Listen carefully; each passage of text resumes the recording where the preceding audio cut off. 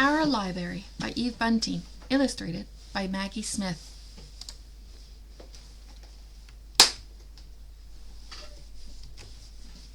Miss Goose stamped my library book. She leaned across her desk. "Our library's going to close forever," she whispered. "Oh no," I said. "Why?" "It's too old. It needs a new roof and new paint," Miss Goose said sadly.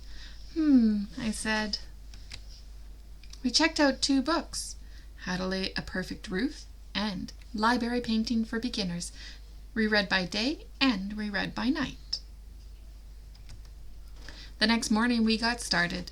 We laid a perfect roof. We painted the library buttercup yellow with sky blue trim and a grass green door. "Beautiful," we said. "It is beautiful," Miss Goose agreed, "but it takes a lot of money to run a library, and we don't have a lot of money." I said. We checked out a book, How to Make Money Fast. We read by day and we read by night. Then we had a bake sale and an art sale, and we sold candy door to door. "Oh my," Miss Goose said, "that is a lot of money. But Goat owns the ground the library sits on, and he wants it back. He can sell the land for even more money." We were flummoxed.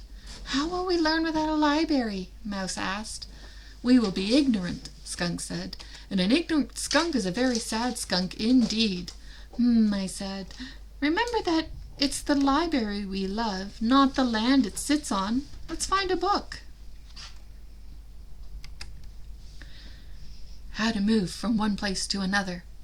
We read by day and we read by night, and then we looked for the perfect place for our library. "We're going to move it to Buttercup Meadow," we told Miss Goose. "Oh my," she said, "Old Beaver owns Buttercup Meadow. He's a grumpy fellow, and he won't want to give it up, that meadow. His little grandson plays there every day."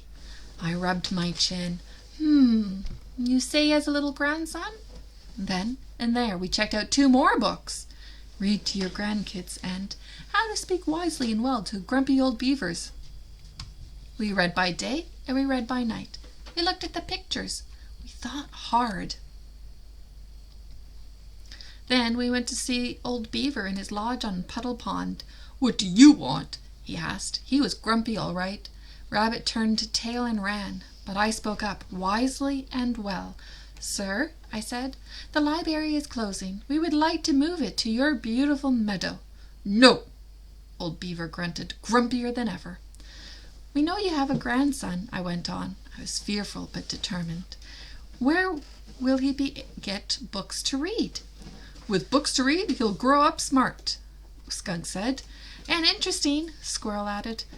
"He'll have fun," I told Old Beaver, "and reading is something that grandparents and grandchildren can do together."